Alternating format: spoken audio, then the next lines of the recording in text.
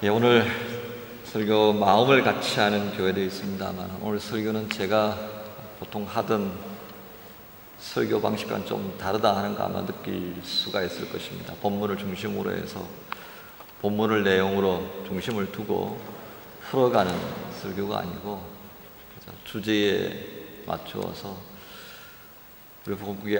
우리 복음교회가 안고 있는 여러 가지 어렵다면 또 어려울 수 있는 부분들, 어떻게 보면 미래를 생각해서는 조금 더 다듬어져야 하는 모습들을 생각하면서 여러분에게 말씀을 전하려고 합니다.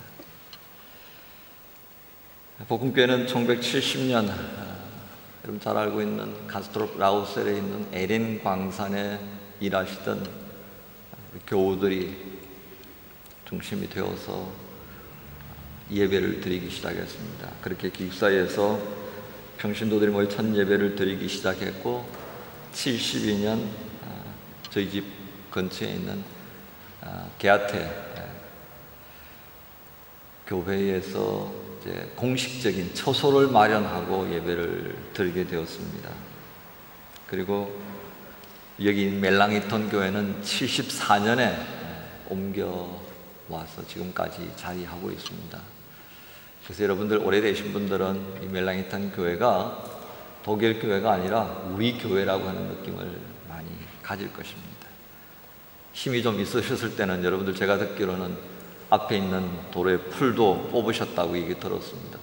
그만큼 여러분들의 땀도 또 여기서 함께 했던 감격 있는 그런 삶의 흔적들이 이 교회에 다 스며 있기 때문에 독일인 교회를 빌려서 쓴다 하는 생각은 아마 별로 안 하고 산다 그런 마음이 듭니다. 그렇게 해서 시작된 복음교회는 창립 후 초대 목사님으로 부임하셨던 장성환 목사님을 중심으로 해서 믿음의 싹을 키워갔습니다. 그런 가운데에 독재 정권에 맞서 조국의 민주화를 위해 수고하던 많은 이들과 연합해서 그들을 후원하거나 또 때때로는 직접 참여하는 그런 과정들을 통해 많은 수고를 했습니다. 뿐만 아니라 내부적인 조금의 견해 차이는 있었지만 경직되어 있는 남북 간의 문제들을 해외 동포의 시각으로 바라보면서 어떻게 하는 것이 통일 조국의 미래를 위해서 합당한가라고 하는 마음을 품고 또 애쓰는 그런 시기들도 있었습니다. 많은 수고가 있었습니다만 조금 아쉽다고 한다면 이렇게 외부적인 여러 가지 사명과 함께 교회 내적인 면에 있어서도 함께 마음을 쏟았으면 하는 그런 아쉬움이 있습니다. 이는 교회 외적인 섬김, 헌신에 대한 열심에 비해서 우리 모두가 그리스도의 몸을 이루는 지체로 세워졌는데 어떤 면에서 보면 공동체를 섬기는 일에는 조금 부족했다는 생각이 들기 때문입니다. 그럼에도 복음교회가 지금까지 여기에서 오늘과 같은 모습을 지니게 된 것은 참 하나님의 은혜다라고 하는 마음으로 이 시간 예배를 드립니다. 왜 이런 은혜라고 얘기를 하는가 하면 제가 이곳에 부임해서 교민들을 만나면서 그런 얘기를 듣습니다. 교회를 나오시지는 않지만 한 번도 자신이 복음교회 교인이 아니라고 하는 생각을 가져보지 않았다. 결국 그 말은 그렇게 봅니다. 이 복음교회가 모든 이 복음 땅에 살아가는 교민들에게 마음의 고향으로 자리 잡는 귀한 의미가 있다 그렇게 생각됩니다. 그렇게만 보아도 지금까지는 복음교회가 참 성공적인 교회가 아니겠나 그런 마음이 듭니다. 이처럼 감사하며 맞이하는 41주년 기념 예배와 함께 이제는 우리가 공동체 미래를 위해서는 뭘 생각해 봐야 하는가 하는 그런 물음을 던집니다. 지난 공동체 생활 일정 중에 둘째 날 점심을 먹고 저희가 비전 세우기라는 제목으로 함께 모였습니다. 교회 생활, 선교, 교육이라는 세 그룹을 나누어서 한 1시간 이상의 시간을 가졌습니다. 서로의 생각들을 나누고 정리해서, 그리고 한 30분 동안 각 그룹의 대표자들이 나와서 나누었던 생각을 발표한 것입니다. 실상 오늘 말씀은 그렇게 정리해서 발표한 교회 생활과 관련한 내용들을 가지고 여러분과 함께 교회의 미래를 좀 이렇게 가지고 가야 하지 않을까 하는 목회적 관점에서 여러분들에게 말씀을 드리는 것입니다.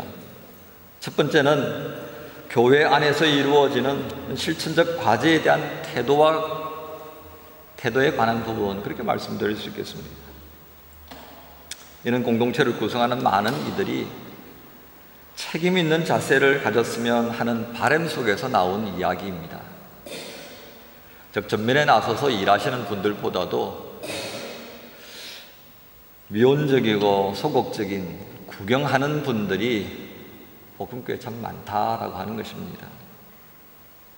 교회의 미래를 생각해 보면 이보다는 함께 고민하고 책임을 함께 지며 어려운 부분들은 우리가 함께 해결하는 마음으로 바꾸어 가야 하지 않는가 하는 그런 의미입니다. 왜 이것이 중요한가 하면, 여러분들 중에는 이 복음교회가 평신도 중심의 교회로 지속적으로 가야 한다, 그렇게 생각하고 말하는 이들이 있습니다. 그런데 평신도 중심의 교회라고 하는 것이 우리가 그렇게 말과 생각처럼 쉽게 되어지는 것은 아닙니다. 공동체 지체 모두가 목회자의 버금가는 영적 고민과 사람에 대한 깊은 고뇌, 세상을 내다보는 통찰력, 그것을 위한 기도의 삶이 뒷받침되지 못한다고 한다면, 그리고 그러한 역할들을 감당할 수 없다면, 여러분들이 생각하고 있는 평신도 중심의 교회는 늘 생각 속에만 자리할 수밖에 없을 것입니다. 만약에 여러분들이 생각하고 있는 평신도 중심의 교회라고 하는 것이 목회자가 이끌어가는 전통적 방식을 가진 교회 구조와 어떤 대립적 관점에서 우리도 할 수 있다라고 하는 생각으로 시작된 것이라고 한다면, 그것은 여러분 스스로가 생각지 못한 어려움에 직면하게 될 것입니다. 즉, 영적 구심점이 분명하지 않은 상태에서 사람을 지치게 만드는 어떤 비판적 구조 위에서는 책임 있는 자리를 회피하려고 하는 사람들이 늘어날 수밖에 없습니다. 서로 일에 대해서 논쟁과 토론, 지향적인 방식으로 문제를 풀어가려고 하는 그런 방식이 우리 속에 늘 중심이 되어 있다고 한다면, 이것은 우리에게 주어진 영적 에너지를 소모하는 결과가 된다는 것입니다. 곧 이어서 일어나는 공동체 생활을 통한 기쁨과 감사보다는 불평과 불만이 앞설 수밖에 없고 갈등이 지속되는 공동체가 될 것이라는 것입니다. 또한 어떤 측면에서 보면 평신도가 중심되는 교회는 교회 안에 민주주의를 실현하려는 방식으로 가서는 안 된다고 하는 겁니다. 여러분, 민주주의가 어떤 것입니까? 민주주의는 다수결의 원칙에 근거합니다. 다수결을 위해서는 반드시 필요한 것이 하나가 있습니다. 그게 어떤 것입니까? 정치입니다. 민주정치는 자신과 뜻을 같이 할 수 있는 사람들을 모아 표로서 다수를 점하고 그 다수에 의해 생각한 바를 실현하는 것입니다. 만약 다수의 결정에 따라서 교회가 움직여야 한다고 생각한다면 우리는 교회론을 다시 써야 할 것입니다. 성경을 다시 쓸 수밖에 없는 결론을 내려야 합니다. 분명한 것은 다수의 뜻이 선이 아니라 우리가 받아들여야 하는 선은 하나님의 뜻입니다. 하나님의 뜻을 따르기 위한 확실한 응답을 듣지 못했을 때에, 또한 아무리 좋은 일이고 다수가 받아들인다고 해도 소수가 받아들이기 어렵다면 보류할 수 있는 교회를 우리는 지향해야 합니다. 왜냐하면 교회는 모든 지체가 함께 그 짐을 나누어지는 곳이 되기 때문입니다. 만약 다수의 뜻을 선이라고 말하며 그것을 따라야 한다고 한다면 여러분들은 담임 목사나 여러분들에 의해서 세워진 장로의 뜻을 따라야 합니다. 왜 그렇습니까? 담임 목사와 장로는 여러분들 가운데에서 3분의 2 투표라고 하는 다수의 지지를 받는 존재이기 때문입니다. 여러분이 추구하는 교회 내 민주주의가 이 부분을 인정하지 못한다고 한다면 그 민주주의는 무엇을 지향하는 것입니까? 그럼에도 불구하고 여러분들 중에 이러한 관점으로 이 3분의 2라고 하는 것을 생각하는 사람은 아무도 없을 거라고 믿습니다. 숫자는 사실 이처럼 자기중심의 이해가 가능한 요지경의 의미를 담고 있습니다. 지난번 무상급식이냐 아니냐를 놓고서 서울시에 투표가 있었습니다. 시민투표가 있었습니다. 27.5%의 투표를 가지고 한나라당은 우리가 이겼다 그렇게 말했다고 합니다. 바로 이것을 반증하는 것입니다. 숫자는 어떻게 해석하느냐에 따라 달라질 수 있습니다. 이처럼 이 숫자의 의미를 가지고 자기중심적인 관점으로 이해하려고 하는 것, 그래서 서로가 가지고 있는 자리들을 유지하고 그것을 지속적으로 강요하는 도구로 사용하려고 한다면 이것은 하나님께서 목적하신 교회의 모습과는 합당치 않는 교회라고 할 수밖에 없습니다. 때문에 교회는 투표로서 모든 것을 결정하려는 의회 민주주의 양식을 버려야 합니다. 만약 의회 민주주의가 교회 의사결정 방식이라고 고집한다면 우리는 하나님의 뜻을 언제나 투표로 물어야 하는 웃지 못할 일을 날마다 반복해야 합니다. 그러므로 평신도 중심의 교회를 이루겠다는 마음이 있다면 반드시 해야 할 것이 있습니다. 서로의 역할에 대한 인정과 존중의 태도입니다. 평신도 지도자들에게 여러분이 즐거운 마음으로 책임을 부여해 주어야 합니다. 그 역할을 부여하고 그리고 그 위에 생겨나는 어려움들은 모두가 나누어 줘야 합니다. 왜?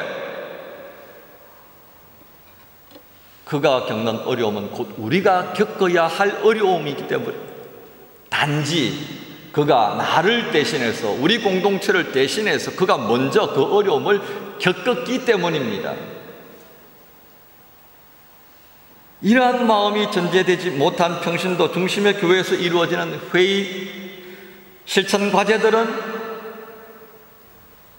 함께 기도해야 할 과제를 서로 나누는 시간이 아니라 보고받고 평가하고 비판하는 시간, 토론과 논쟁의 시간을 유발한다고 하는 것을 우리가 경계해야 합니다. 두 번째는 공유하기를 원하는 교회 정보에 관한 것입니다.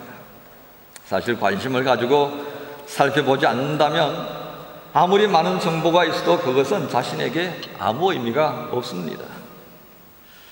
때때로 회의를 지켜보거나 일을 진행하는 모습을 보면 저도 동일한 실수를 범할 때가 있습니다. 방금 앞서 설명했는데도 제 자신의 생각에 빠져 있다 보니까 그걸 듣지 못하고 또 스스로 제 자신이 반복해서 묻는 경우가 있더라는 겁니다. 또한 대부분의 지체들이 공동체를 벗어나면 사실 제가 이렇게 바쁜 삶의 자리로 돌아갑니다. 여러분, 오늘도 예배를 마치고 돌아가셔서 하룻밤을 지나고 난 다음에 한번 부부끼리 아니면 친구들끼리 한번 물어보십시오. 이번 주 중에 이번 주일날 설교 제목이 뭐였지? 기억하시는 분 별로 없는 것 같습니다. 교인들과 전화통화나 신방을 하면서 느낍니다. 부모님, 목사님 원하시면 제 시간 사용하십시오. 때로는 목사님 원하시는 시간에 오세요 하는 분들은 별로 없습니다. 지극히 적습니다. 다 바쁘게 살아갑니다. 독일에 살다 보니까 이 태민이 중요성이 얼마나 큰지 아주 절감하고 살아갑니다. 다 바쁘게 살기 때문에 일상으로 돌아가서 나 아닌 다른 누구인가를 배려하고 함께 보조를 맞추어 가는 것 정말 쉽지 않은 것이라는 것을 보게 됩니다. 결국 공동체 안에서 필요한 정보를 얻기 위해서는 정보를 취급하는 이들과 함께 우리 공동체 구성은 개인의 노력이 또한 필요하다는 것을 말씀드리는 것입니다. 자칫 잘못하면 왜 나만 모르는가 하는 생각이 들면 이건 서운해지기 십상입니다.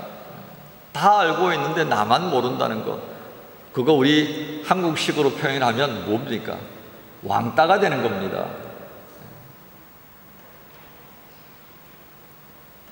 이 부분과 함께 우리가 또 생각해 봐야 될 부분이 있습니다. 그것은 소통의 문제입니다. 예를 들어 교회 행정 구조에서 제공하는 정보가 적절하거나 넓게 전달되기를 원한다는 것 제가 압니다. 늘 재직회를 할 때마다 말미에 전달의 문제들을 제기하는 상황들이 있습니다. 아마도 교인들이 하신 이야기들을 재직들이 듣고 행정 구조에 있는 분들이 이것을 잘 이해하고 응답해 주기를 원하는 뜻으로 그렇게 전달한다 생각됩니다. 그런데 그렇게 생각될 때가 있습니다.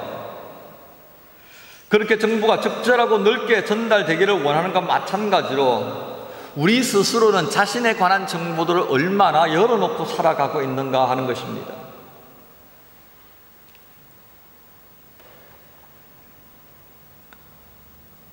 목회적 관점에서 보면 참 아쉬운 부분이 많습니다. 주일에 출석을 못하거나 멀리 여행을 가거나 하는 분들 중에서 목사에게 전화로 알려주시는 분은 그리 많지 않습니다. 간접적으로 전해 듣는 경우 이런 생각이 듭니다. 목사는 이웃이 아닌가 보다.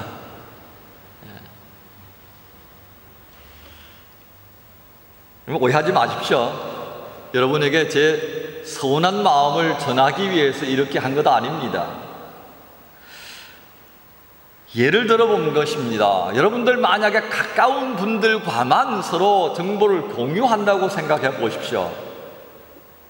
여러분들 스스로가 교회로부터 정확하게 전달되어지는 정보를 접하지 못해서 아쉬움을 겪는 것처럼 다수의 공동체 지체들은 동일한 마음을 가질 수 있다는 것입니다.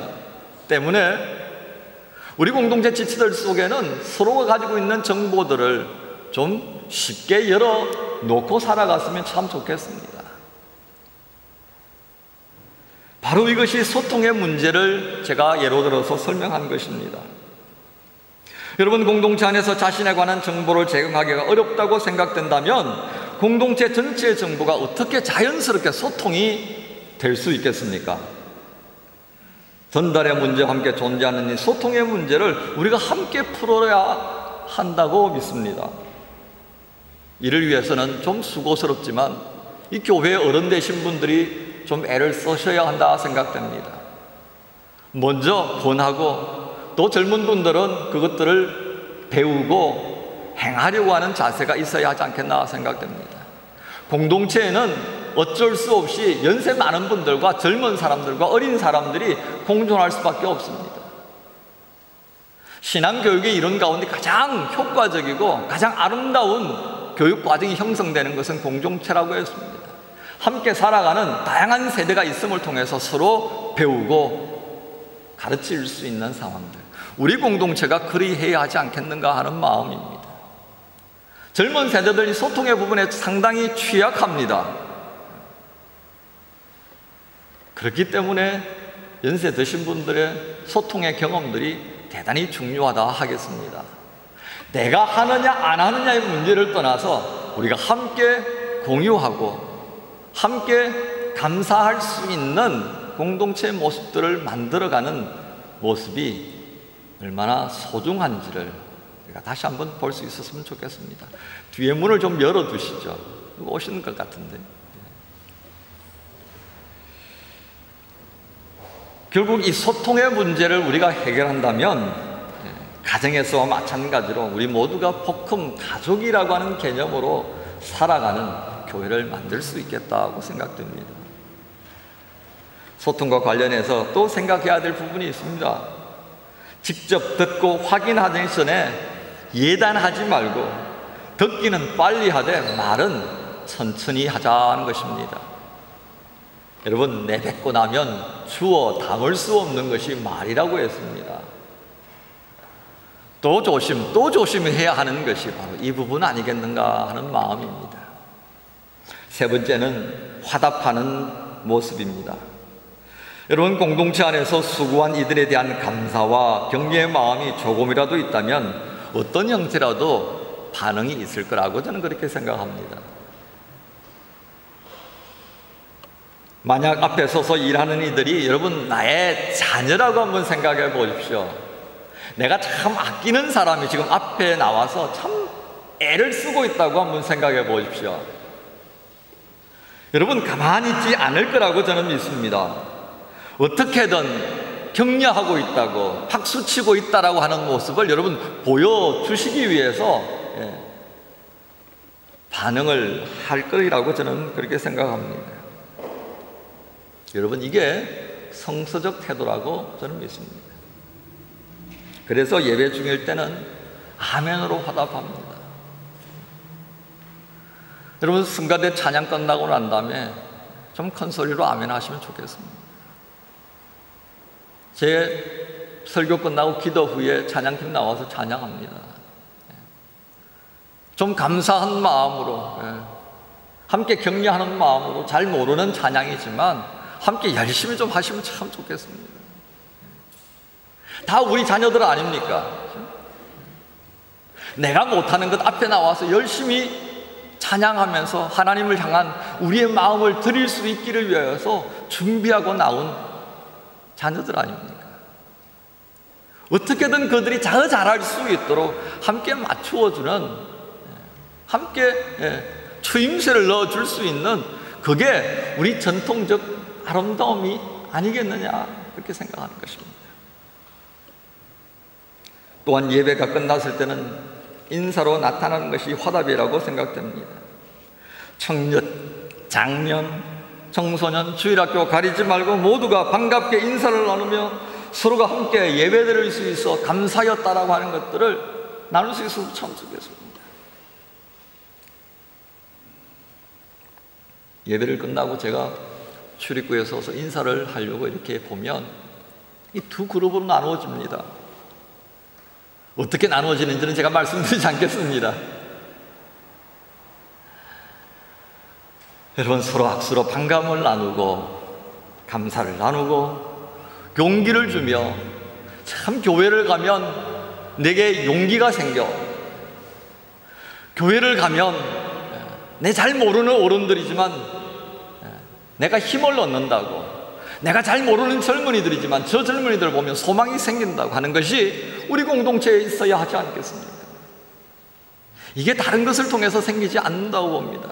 함께 인사하고 서로 등을 따뜻거리고 따뜻하게 안아주는 그 과정들을 통해서 우리 모두가 주고받는 것 아니겠습니까? 하나님께서 우리에게 주신 화답의 도구인 손뼉을 치고 환성을 지르고 아멘과 할렐루야로 화답하는 모습에 좀 익숙했으면 좋겠습니다. 한 걸음 더 나아가서 한 걸음 더 나아가 화답의 방식을 나 혼자만의 방식에서 모두가 좀 소통할 수 있는 방식으로 바꾸었으면 좋겠습니다. 그러면 우리 공동체가 이전보다도 좀 더 밝은 모습으로 가지 않겠습니까? 화답하는 삶과 관련해서 우리 청년들에게 당부합니다. 사실 여기에 있는 청년들 가운데에 한국에서 공부하러 온 청년들이 참 대부분이라 보여집니다. 어떤 경우는 한두 달 있다가 떠나는 청년들도 있습니다. 어떤 경우는 왔다가 바로 또 다른 도시로 가야 하는 상황들도 생기고요. 그런데 그렇게 좀 말씀드리고 싶습니다. 오늘 있다가 내일 간다고 하더라도 지금은 이 시간만큼은 우리 모두가 가족처럼 살았으면 좋겠습니다. 여기가 내 교회라고, 내 삶의 터라고 생각하며 함께 살았으면 좋겠습니다. 함께 나누고 함께 기뻐하고 함께 섬김을 통해 우리 공동체 지체들 모두가 복음교회가 지향하는 땅 위에 있는 하나님 나라를 만들기 위하여서 열심히 수고하는 지체들이 되었으면 참 좋겠습니다. 나를 이곳에 있게 하신 하나님께 감사하고, 부족한 모습이지만은 이 작은 힘이지만 함께 보태어서 이 교회에 더욱 감사가 넘칠 수 있고, 이 교회를 향한 하나님의 기쁨이 더하여질 수 있다면 우리가 그것에 마음을 같이 해야 하지 않겠습니까? 저는 그것만으로도 우리 모두가 행복한 삶을 살 것이라고, 살 수 있다고 믿습니다. 하지만 그 반대로 만약 우리 모두의 마음속이나 젊은이들의 마음속에 이 교회는 왜 그래? 라고 하는 식으로 보기 시작하면 있는 종일 괴로울 수밖에 없습니다. 저 사람은 왜 그래? 이것은 왜 이렇게 처리해? 이것 왜 우리가 해야 해? 라고 하기 시작하면 한순간도 우리는 행복이라고 말할 수 없게 될 것입니다. 지난 공동체 생활에 참여한 자매가 앞에 나와 그런 얘기를 합니다. 함께 있는 동안에 어른들에게 자주 인사할 수 있어 참 좋았다. 제가 그 얘기를 듣면서 얼마나 감동되어졌는지 모릅니다. 여러분, 이게 공동체를 지향하는 교회 생활의 참 즐거움이 아니겠습니까? 자주 만나니 반갑고요, 반가우니 인사할 수밖에 없고요, 그것이 한두 번이 아니고 계속해서 할 수 있어 참 좋습니다.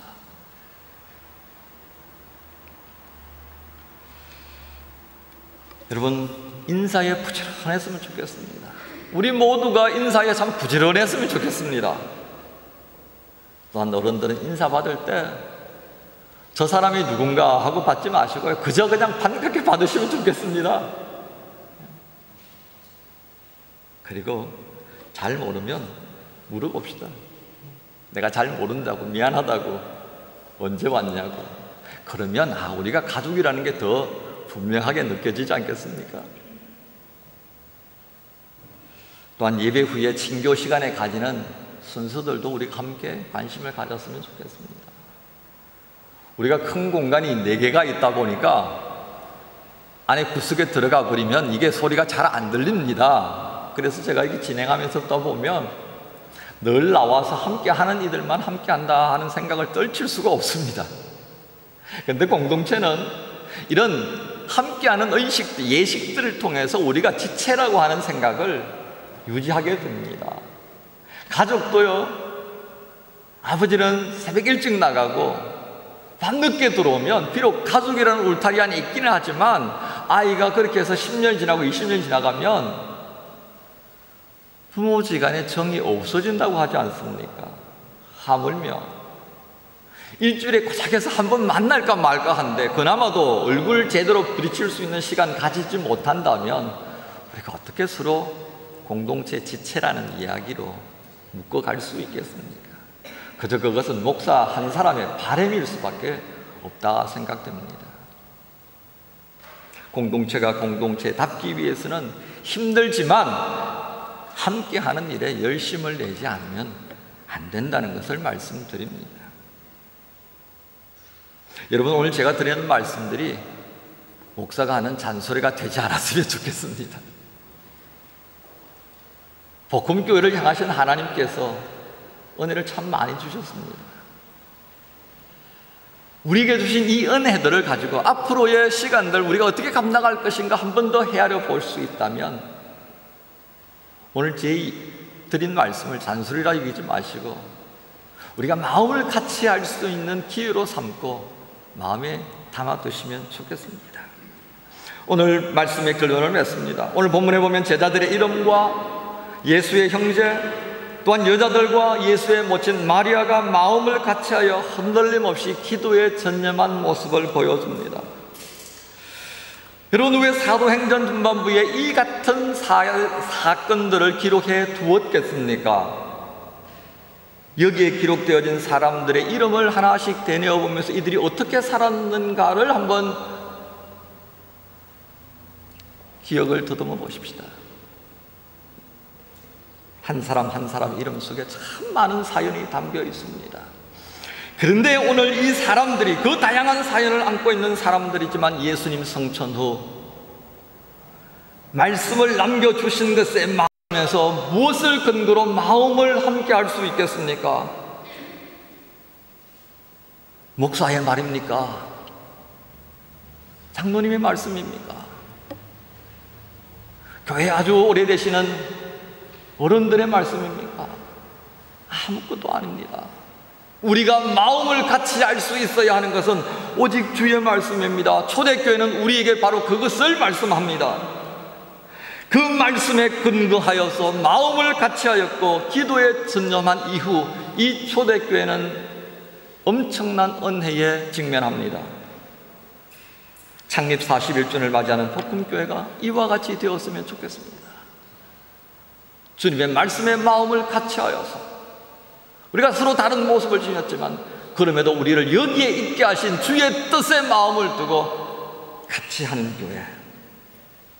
그래서 말씀을 마음에 담고 그 말씀에 주목하며 마음을 같이 하는 공동체가 되어서 성령께서 역사하시는 복된 복음교회를 우리 모두가 만들어 갈 수 있었으면 참 좋겠습니다.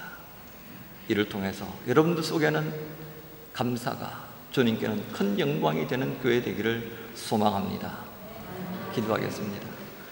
하나님 감사합니다. 마음을 같이 하는 교회라고 하는 제목으로 부족한 종이 말씀을 전했습니다. 주님, 초대교회와 같이 저희가 참 다양한 모습을 지녔지만 주님의 말씀을 의지하여서 저희가 마음을 같이 하기를 원합니다. 저희의 부족함이 드러나서 주의 말씀 위에 함께 하지 못할 때는 성령께서 인도해 주시어서 오늘도 저희를 늘 마음을 같이 하는 교회 되게 해 주시어서 사람이 생각하지 못하였던 큰 은혜를 입게 하시고 그 은혜를 의지하여 독일 땅 이 복음 지역에서 41년 동안 거하게 하신 주의 은혜를 온전히 감당할 수 있게 하여 주옵소서. 예수 그리스도 이름으로 기도하옵나이다. 아멘.